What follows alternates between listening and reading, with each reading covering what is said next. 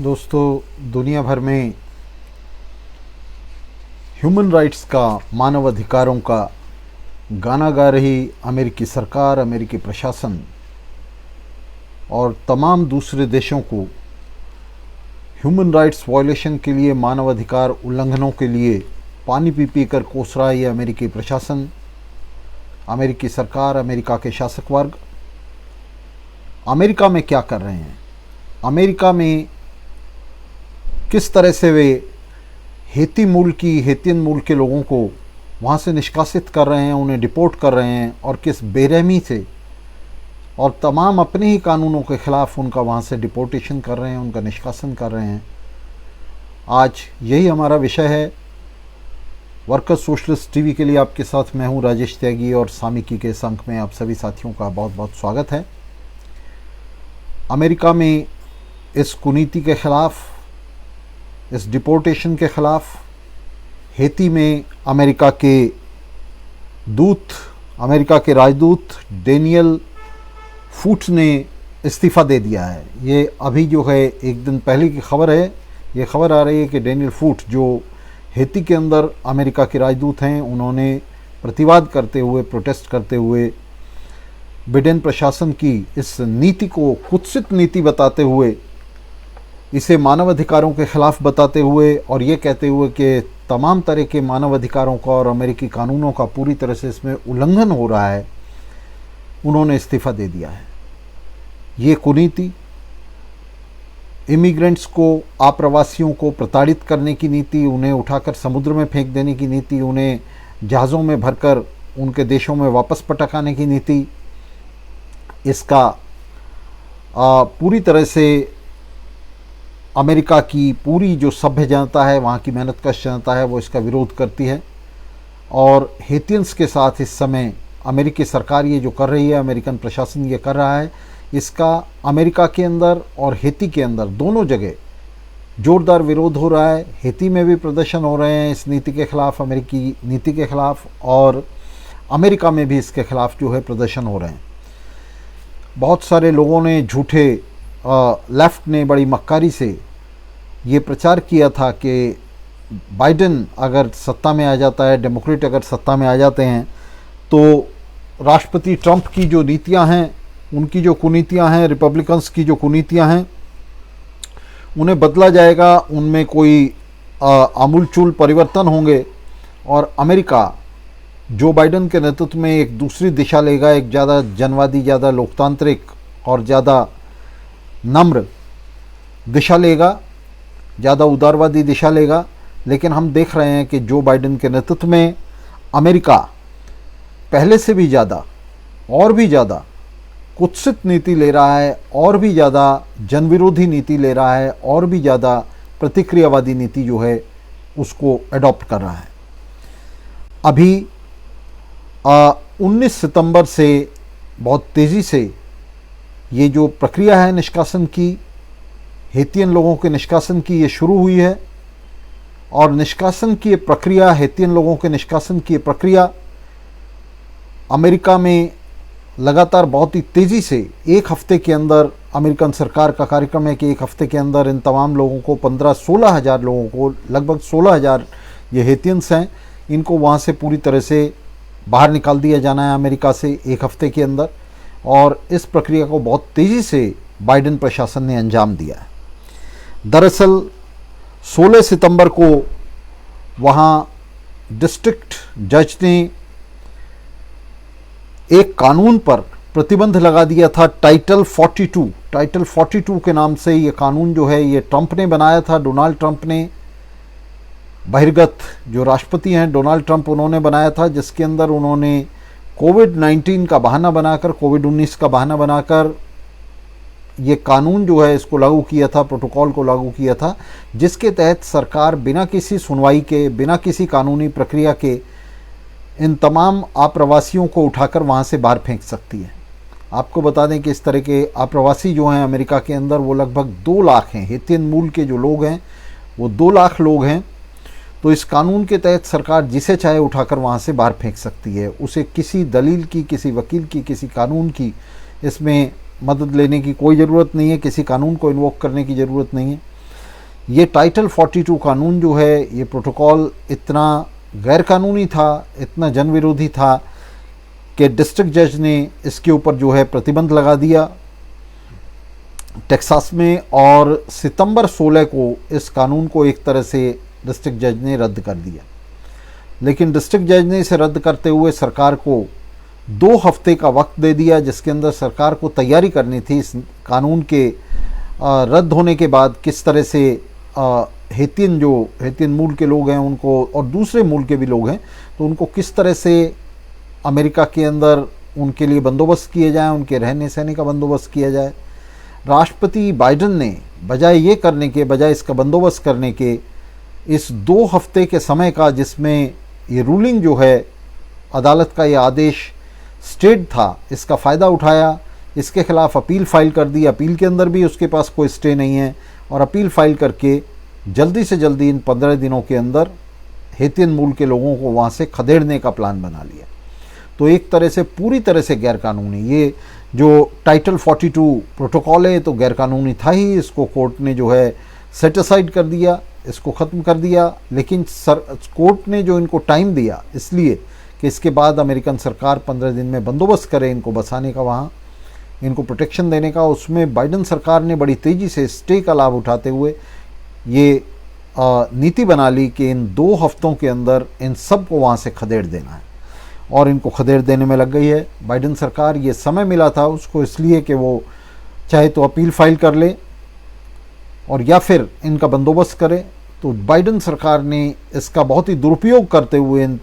2 हफ्तों का इन तमाम हेतियन मूल के लोगों को वहाँ से खदेड़ने का जो है प्लान बना लिया। हेतियन मूल के ये लोग सबसे पहले इनको 2 ग्रुपों में सरकार ने बांट लिया। 3,300 लोगों को पहली खेप में वहाँ से बाहर निकाल दिया गया, और बाकी बचे हुए 12,600 लोगों को आगे की खेप में वहाँ से अमेरिका से खदेड़ने का, हवाई जहाज़ों में भरकर वहाँ से बहिर्गत करने का, वहाँ से निष्कासित करने की ये योजना सरकार ने बनाई और इस पर अमल भी कर दिया। सबसे पहले इन लोगों को सरकार की योजना थी कि इनको जिस जिस देश से आए हैं, ये लोग मैक्सिको से, इक्वाडोर से, ग्वाटेमाला से, अल सल्वाडोर से, होंडुरस से और हेती से, इन तमाम देशों से जो है वहाँ पहुँचे थे, अमेरिका के अंदर पहुँचे थे। और इसकी भी एक कहानी है। दरअसल 2010 में हेती बहुत ही गरीब देशों में से एक है, और हेती में 2010 में एक बड़ा भूकंप आया था, एक अर्थक्वेक आया था जिसने लगभग पूरे हेती को तबाह कर दिया था। और उसके बाद बहुत सारे लोग वहाँ से साउथ अमेरिका में, दक्षिणी अमेरिका के जो देश हैं जिनका मैंने अभी सबका नाम लिया, मैक्सिको है, इक्वाडोर है, ग्वाटेमाला है, अल सल्वाडोर है, होंडुरस है, इन तमाम देशों की तरफ चल पड़े थे और इनमें जाकर बस गए थे। उसके बाद जुलाई में, आप जानते हैं इस साल जुलाई में वहाँ के जो राष्ट्रपति थे जोवेनेल मॉयस, उनका कत्ल हो गया था। और उनका कत्ल करने में इस समय जो मौजूदा सरकार है जो वहाँ गैंग्स के साथ मिली हुई है, प्रधानमंत्री भी उसमें शामिल हैं हेती के, और उनके मंत्री शामिल हैं जो वहाँ के जो लोकल गैंग्स हैं, जो ड्रग माफिया है उसके साथ मिले हुए हैं, वे खुद भी ड्रग माफिया हैं।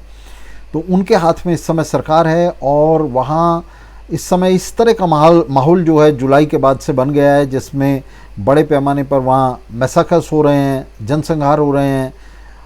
सामूहिक बलात्कार हो रहे हैं, लूट हो रही हैं, डकैतियाँ हो रही हैं।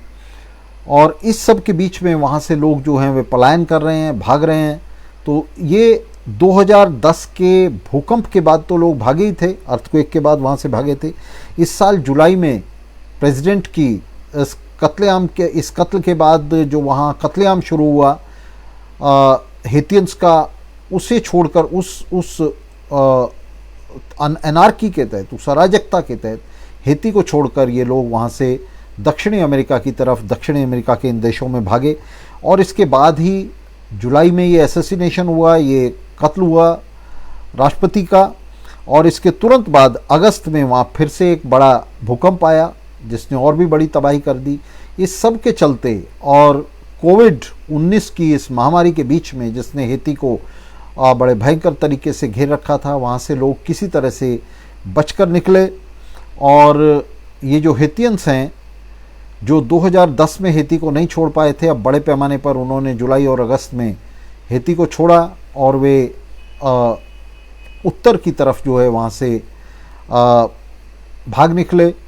और जो लोग दक्षिणी अमेरिका में चले गए थे, दक्षिण अमेरिकी देशों में चले गए थे 2010 में, वे भी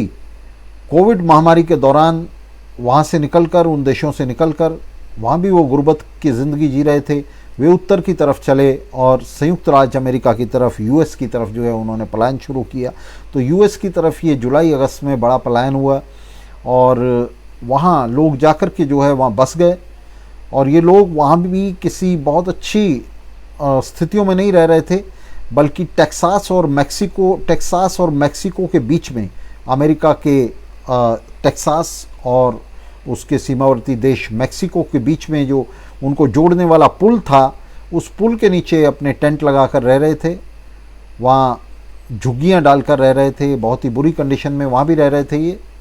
टेक्सास में। लेकिन अब इनको टेक्सास से भी वहाँ से बाहर निकाला जा रहा है और टेक्सास का जो ये इलाका है जिसको डेल रियो का इलाका कहा जाता है, तो उस डेल रियो के इलाके से भी इनको वहाँ से भरकर हवाई जहाज़ों में भरकर उन्हें सैन एंटोनियो जो हवाई अड्डा है टेक्सास का, वहाँ लाया गया है और वहाँ इन्हें वहाँ फिर इन्हें शिविरों में रखा गया है और वहाँ से इन्हें सीधे हेती लाकर पटक दिया गया है। पहले सरकार की योजना थी कि इन्हें जो अलग अलग देश हैं, Mexico, Ecuador, Guatemala, El Salvador, Honduras, जहाँ जहाँ से ये लोग आए हैं वहाँ कम से कम इनको पहुँचा दिया जाएगा। लेकिन फिर सरकार ने बस इनको हवाई जहाज़ों में भर के और हेती में ले जाकर पटक दिया है। हेती के अंदर बहुत ही भयंकर स्थितियाँ वहाँ बनी हुई हैं और इस बात की पूरी संभावना है कि इनको वहाँ हेती के अंदर बहुत सारे लोगों को काट डाला जाएगा, वहाँ मार डाला जाएगा। हेती की सरकार ने इन लोगों को लेने से वहाँ मना कर दिया है और जिन लोगों को सरकार वहाँ हेती के अंदर हवाई जहाज़ से वहाँ ड्रॉप कर रही है, हवाई जहाज़ से वहाँ लेकर जा रही है, तो उनके लिए अंतर्राष्ट्रीय जो एनजीओ हैं उन्होंने हवाई अड्डे पर ही, हेती के हवाई अड्डे पर वहाँ कैंप लगा दिए हैं और इन कैंप्स के अंदर, इन शिविरों के अंदर अभी इनको रखा गया है, जहाँ ये एनजीओ बता रहा है कि इनको सिर्फ जो है $100 दे दिए जाएंगे और इनको फिर खुला छोड़ दिया जाएगा कि वो अपनी अपनी जगहों पर जो है वहाँ चले जाएं, जिनके पास रहने के लिए वहाँ कोई जगह। लेकिन ज़्यादातर लोग ऐसे हैं जिनके पास वहाँ रहने के लिए कोई जगह नहीं है और ये लोग जो हैं वहाँ कहीं भी इनको जगह नहीं मिलेगी। ये लोग बड़ी मुश्किल से हेती से और अमेरिका तक पहुँचे थे, जिसमें लगभग इन्होंने 11 देशों का सफ़र किया था। 11 देशों का सफ़र करते हुए किसी तरह से छिपते छिपाते उनकी सीमाओं को क्रॉस करते हुए ये लोग अमेरिका तक पहुँचे थे। और इस दौरान में इनमें से बहुत सारे लोगों को, जो रास्ते में ड्रग पेडलर्स हैं, वहाँ डाकू हैं, डकैत हैं, उन्होंने उनका सब कुछ छीन लिया था। बहुत सारी औरतों से बलात्कार हुए थे और इन सब लूटमारी, डकैती और बलात्कारों से किसी तरह से इनको भुगतते, इनसे बचते बचाते लोग जो है अमेरिका तक पहुँचे थे और अमेरिका में जाकर अब उन्हें फिर से वापस हवाई जहाज़ों में भरकर उन्हें हेती में जो है फेंक दिया गया है। अभी जो बाइडेन ने एक ऑर्डर पास किया है जिसमें ग्वांटेनामो बे, आप जानते हैं ये बड़ी जो है कुप्रसिद्ध हुई थी। ग्वांटेनामो बे जहां अमेरिका टॉर्चर करता था अफ़गानों को ले जाकर, अफ़गानिस्तान से लोगों को ले जाकर, इस ग्वांटेनामो बे के पास ही एक शिविर बनाने का सरकार का प्लान था, जिसके लिए जो बाइडेन ने ऑर्डर भी पास कर दिया था, जहां इन तमाम लोगों को जिनको वापस उनके देशों में नहीं पटका जा सकेगा, उन्हें ग्वांटेनामो बे के पास शिविर लगाकर वहाँ पटक दिया जाना था। जब इसका शोर मचा, जब ये पता चला अमेरिकन मेहनत कश जनता को कि ग्वांटेनामो बे के पास इस तरह से सरकार योजना बना रही है एक शिविर लगाने की, तो वहाँ हंगामा हुआ, प्रदर्शन हुए और उसके बाद जो बाइडेन ने यह बयान दिया कि नहीं, हमारा ऐसा कोई प्लान नहीं है। जबकि इन शिविरों के लिए वहाँ जो ठेकेदारों से निविदाएं भी, टेंडर भी इनवाइट किए जा चुके थे और इस तरह के शिविर वहाँ बनाए जाने थे। तो ये जो बहुत ही कुत्सित पॉलिसी थी, कुत्सित नीति थी डोनाल्ड ट्रंप की, रिपब्लिकन पार्टी की, जिसमें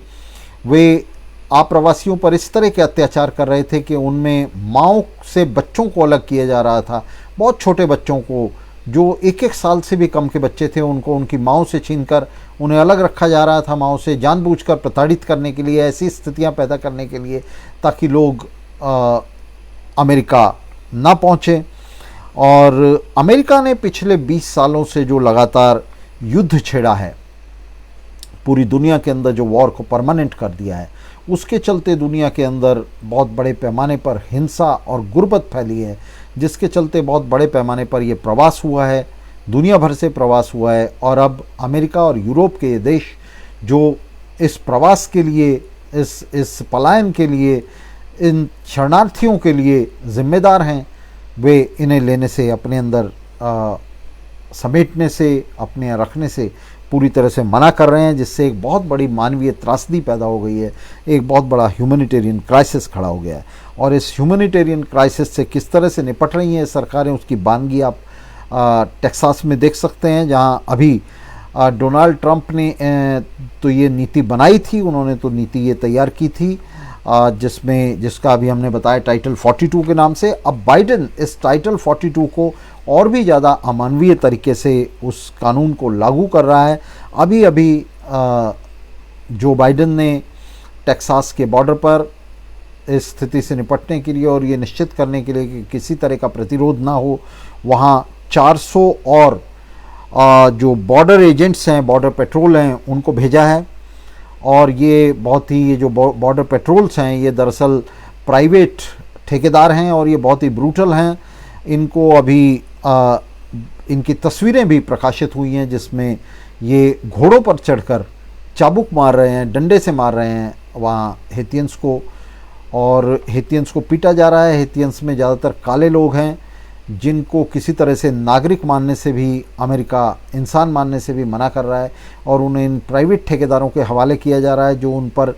डंडा चार्ज कर रहे हैं, बैटन चार्ज कर रहे हैं, उनको कोड़ों से पीट रहे हैं। इस तरह की तस्वीरें जब टेक्सास के तट पर इस तरह की तस्वीरें जो हैं वे प्रकाशित हुई, वे शाया हुई, तो शर्मसार होकर जो बाइडेन प्रशासन है उसे ये कहना पड़ा कि ये बहुत बुरा हो रहा है। जो बाइडेन ने खुद बयान दिया कि ये बहुत बुरा हो रहा है जो प्राइवेट ठेकेदार कर रहे हैं। लेकिन इस बयान के बावजूद उसने कहा, बाइडेन ने कहा कि मैं देखता हूँ इसमें क्या किया जा सकता है, लेकिन कुछ किया नहीं गया। उसके बावजूद इन ठेकेदारों के ख़िलाफ़ कोई कार्रवाई नहीं हुई जो कोड़ों से मार रहे थे वहाँ हेतियंस को। इनके ख़िलाफ़ कार्रवाई होना तो दूर है, इनके जो टेंडर्स हैं वो भी कैंसिल नहीं किए गए। इनके साथ जो कॉन्ट्रैक्ट्स हैं सरकार के, उनको भी कैंसिल नहीं किया गया। और ये लगातार जो है ये प्रक्रिया जारी है। ये जो हेतियंस हैं, ये बहुत सारे हेतियन मूल के तो लोग हैं ही, 2 लाख लोग जो अमेरिका में रह रहे हैं, उनमें बहुत सारे लोग ऐसे हैं जिनकी एक पीढ़ी वहाँ अब गुज़र चुकी है। 2010 के बाद जो लोग आए थे उनको वहाँ नई पीढ़ी वहाँ आ चुकी है। और ये लोग साउथ फ्लोरिडा में, न्यूयॉर्क सिटी में, न्यू जर्सी में, बोस्टन में, फिलाडेल्फिया में, बाल्टीमोर में, वाशिंगटन डीसी में, शिकागो में, डेट्रॉइट में और मिडवेस्ट में तमाम जगहों पर रह रहे हैं। टेक्सास में रह रहे हैं। अभी जो हाल में लोग आए हैं वो टेक्सास में पुल के नीचे रह रहे हैं। और अमेरिका के अपने विकास में इन लोगों का बड़ा योगदान है, हेतियन लोगों का। इन्होंने वहाँ अमेरिका के विकास में बड़ा योगदान किया। लेकिन इस सब को भूल कर ये लोग जो हैं, इस समय अमेरिकी प्रशासन जो है इन लोगों को वहाँ से किसी भी तरह से खदेड़ने में लगा हुआ है। और जो बाइडेन कह रहे हैं कि ये अमेरिका के कानूनों के अनुकूल है कि वहाँ जो लोग गैरकानूनी तौर पर रह रहे हैं उन्हें वहाँ से निकाला जाए, उन्हें खदेड़ा जाए। लेकिन वास्तव में ये कानून के बिल्कुल प्रतिकूल है। कानून किसी भी तरह से टाइटल 42 को इजाज़त नहीं देता कि वो वहाँ से इन लोगों को जो है बाहर निकाले।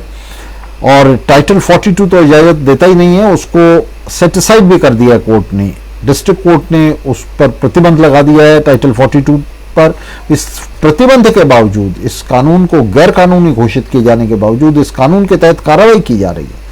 तो जो बाइडेन वहाँ पूरी तरह से जो है ट्रंप प्रशासन की नीति को आगे बढ़ा रहे हैं। और ट्रंप ने जिस तरह से वहाँ हेतियंस का उनकी निंदा शुरू की थी, उनका विलिफिकेशन शुरू किया था, उनका दमन शुरू किया था, उसी तरह की निंदा, उसी तरह का दमन इस समय वहाँ जो बाइडेन और उसकी डेमोक्रेटिक पार्टी कर रही है। दरअसल जो बाइडेन की नीतियों से अमेरिका के अंदर जो राइट विंग रिपब्लिकन्स हैं उनको बड़ी भारी मजबूती मिल रही है, वे लगातार वहाँ मजबूत हो रहे हैं, उनकी नीतियाँ मजबूत हो रही हैं और वहाँ वे लेफ्ट पर हमला कर रहे हैं। जो बाइडेन की ये नीतियाँ, उसकी दोगली और दोमुही नीति, जो बाइडेन की डेमोक्रेट्स की दोमुही नीति वहाँ पूरी तरह से राइट विंग को सपोर्ट कर रही है अमेरिका के अंदर। और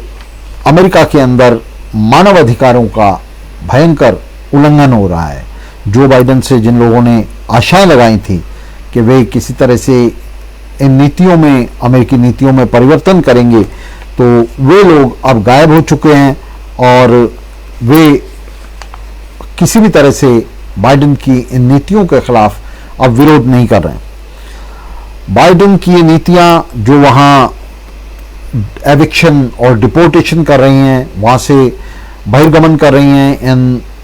शरणार्थियों का, ये नीतियां अपने आप में बड़ी शर्मनाक नीतियां हैं और अमेरिका के उन तमाम दावों के पूरी तरह से खिलाफ जाती हैं जिनके चलते वो दुनिया में पुलिसमैन होने का दावा करता है, जिनके चलते वो ह्यूमन राइट्स का सिपहसालार होने का दावा करता है, पूरी तरह से उसके ये खिलाफ जा रही हैं। और ये हेतियन आबादी जो है, ख़ासतौर से ये 16,000 लोग जिन्हें वहाँ से अभी खदेड़ा जा रहा है, ये लोग दुनिया के सबसे गरीब से गरीब लोग हैं और हेती के अंदर ना तो इनके लिए आज रोटी है ना रोज़गार है। हेतियन सरकार ने बिल्कुल स्पष्ट कह दिया है अमेरिका को कि वो किसी तरह से इन लोगों को अपने अंदर नहीं खपा सकती। उसने कहा है कि जो लोग हमारे यहाँ मौजूद हैं, जो हमारे नागरिक हैं, उन्हीं के लिए हमारे पास जो है सफिशेंट खाना नहीं है, उनके लिए हमारे पास जो है उनके रहने सहने के साधन नहीं है, तो इन लोगों के लिए हम रहने सहने के साधन कहाँ से लाएंगे। तो हेतियन सरकार ने पूरी तरह से हाथ खड़े कर दिए हैं। अमेरिका के पास सब कुछ है, अमेरिका के पास जगह है, अमेरिका के पास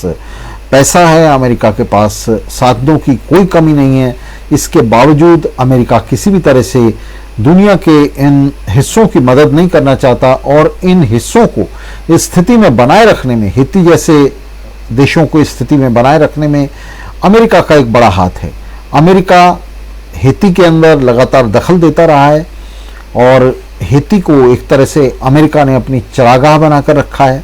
हेती का एक तरीके से ठेका ले रखा है अमेरिका ने, लेकिन उसके बावजूद वो हेती की इन लोगों को अपने यहाँ खपाने के लिए तैयार नहीं है और न ही हेती के अंदर इनके लिए किसी तरह का बंदोबस्त करने के लिए तैयार है। हेती के अंदर आज जो क्राइसिस खड़ा हुआ है, जिसमें पूरा हेती देश जो है वो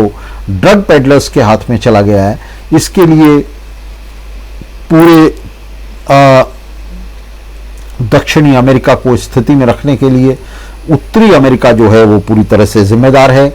यूएस एडमिनिस्ट्रेशन, अमेरिकी प्रशासन इसके लिए पूरी तरह से जिम्मेदार है, लेकिन वो इसकी जिम्मेदारी अपने ऊपर नहीं लेना चाहता और किसी भी तरह से वो दुनिया की मदद नहीं करना चाहता। अमेरिका तो इसके लिए जिम्मेदार है ही, विश्व पूंजीवाद इस स्थिति के लिए जिम्मेदार है और निश्चित रूप से अमेरिका विश्व पूंजीवाद का नेता है और विश्व पूंजीवाद खासतौर से इसलिए जिम्मेदार है क्योंकि ये जो रिफ्यूजी क्राइसिस है, ये जो आप्रवासियों का संकट है, ये पूरी तरह से दुनिया के बूर्जुआ राष्ट्र राज्यों में बटे होने से, इन संकीर्ण सीमाओं में दुनिया के विभाजन की वजह से ये संकट पैदा हो रहा है। अन्यथा पूरी दुनिया जो है वो दुनिया के लोगों के लिए है और इस दुनिया के अंदर किसी के भी रिफ्यूजी, शरणार्थी या अप्रवासी होने का सवाल ही पैदा नहीं होता। ये सवाल इसलिए पैदा हो रहा है क्योंकि पूंजीवाद ने दुनिया को छोटे बड़े राष्ट्र राज्यों में बांट दिया है और एक राष्ट्र राज्य के अंदर ऐसी स्थिति लोगों के लिए पैदा हो जाती हैं कि उन्हें वहां से भागना पड़ता है और फिर वे पूरी दुनिया के अंदर जो है शरणार्थी बने घूमते हैं। अन्यथा दुनिया के अंदर कहीं भी ये सवाल खड़ा करना कि ये यहाँ का नागरिक है और दूसरा अप्रवासी है, ये सवाल अपने आप में पूरी तरह से बेमानी है, लेकिन इसका एक ऐतिहासिक उद्गम है जो पूंजीवाद के अंदर गड़ा हुआ है। पूंजीवाद ने इन बूर्जुआ राष्ट्र राज्यों की व्यवस्था की है, इनके अंदर दुनिया को बांट रखा है, जिसकी वजह से दुनिया के अंदर लाखों लोग, 50 लाख लोग, बल्कि कहा जाए करोड़ों लोग दुनिया के अंदर शरणार्थी और आप्रवासी होकर घूम रहे हैं और वे बहुत ही बदतर स्थितियों के अंदर दुनिया के अंदर हैं। ये दुनिया हम सभी के लिए है, लेकिन ये दुनिया हम सभी के लिए तभी हो सकती है जब हम पूंजीवाद का तख्ता उलट दें, विश्व पूंजीवाद का तख्ता उलट दें, इन राष्ट्र राज्यों को मिटा दें, इनको खत्म कर दें और इनकी जगह पूरी दुनिया में एक समाजवादी संघ की स्थापना करें, एक ऐसी दुनिया की स्थापना करें जिसमें कोई भी शरणार्थी ना हो, जिसमें कोई भी आप्रवासी ना हो, जिसमें पूरी दुनिया हम सभी के लिए उपलब्ध हो और जिसमें पूरी दुनिया में हम सभी के लिए रोजगार हो, हम सभी के लिए रहने, जीने, खाने, पीने के, पहनने के, सिर छुपाने के साधन हो और उस संपन्न दुनिया में हम सब के लिए ये विपन्नता नहीं बल्कि संपन्नता मौजूद हो। ऐसी दुनिया सिर्फ समाजवादी दुनिया हो सकती है।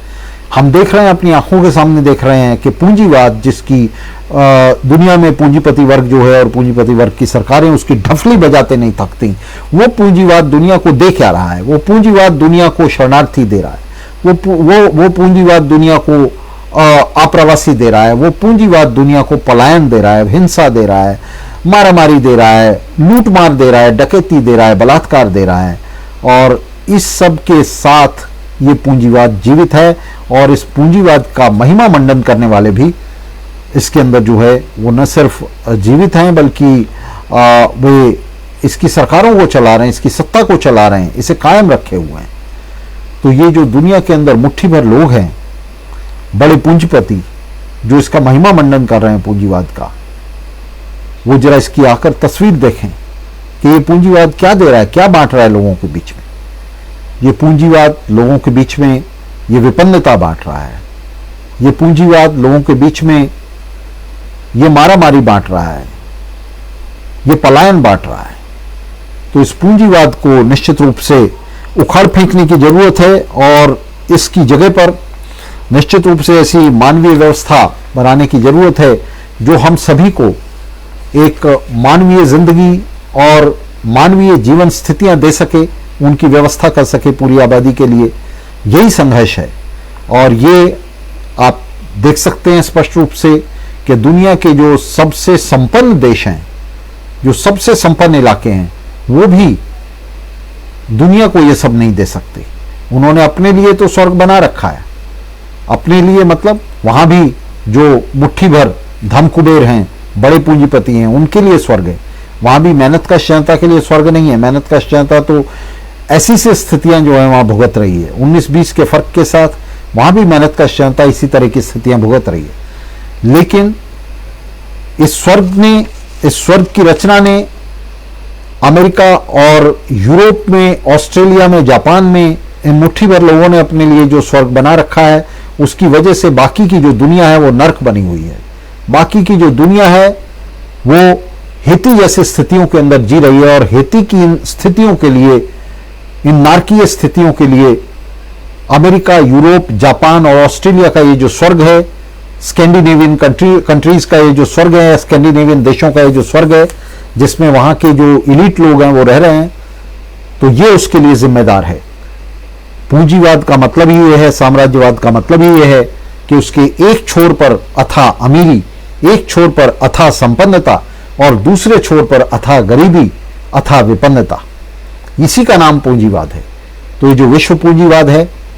जो अपने एक छोर पर अथाह संपन्नता दिखाकर हमें जो है रिझाता है, हमें बताता है कि देखिए किस तरह की पूंजीवाद ने किस तरह का जीवन जो है वो लोगों को दिया है, लेकिन वो ये नहीं बताता कि ये जीवन उसने मुट्ठी भर लोगों को दिया है और ये मुट्ठी भर लोगों को जो उसने जीवन दिया है, ये करोड़ों करोड़ लोगों की, अरबों लोगों की कॉस्ट पर दिया है, उनकी कीमत पर दिया है, उन्हें उनकी नारकीय जीवन स्थितियों की कीमत पर दिया है। तो साथियों, ये दुनिया इसी तरह से नर्क बनी रहेगी लोगों के लिए, इसी तरह से वे मरते गिरते रहेंगे मेहनत का जनता के साथ। ये जुल्म,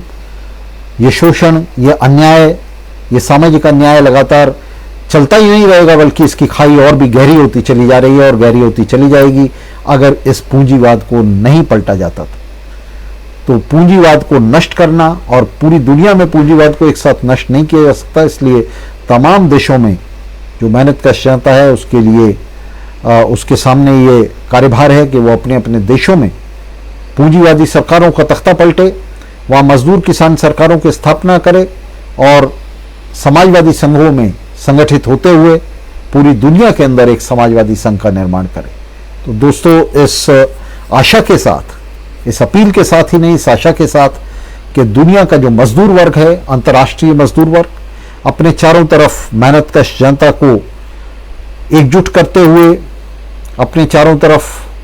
और ख़ासतौर से जो अग्रणी देशों का मजदूर वर्ग है, अपने चारों तरफ वो पिछड़े देशों के मजदूर वर्ग को संगठित करते हुए, उसे एकजुट करते हुए और दुनिया में मजदूर वर्ग के अग्रदल का निर्माण करते हुए निश्चित रूप से वो एक के बाद दूसरे देश में, कई देशों में और फिर सब देशों में पूंजीवाद का तख्ता उलटने में समर्थ होगा और विश्व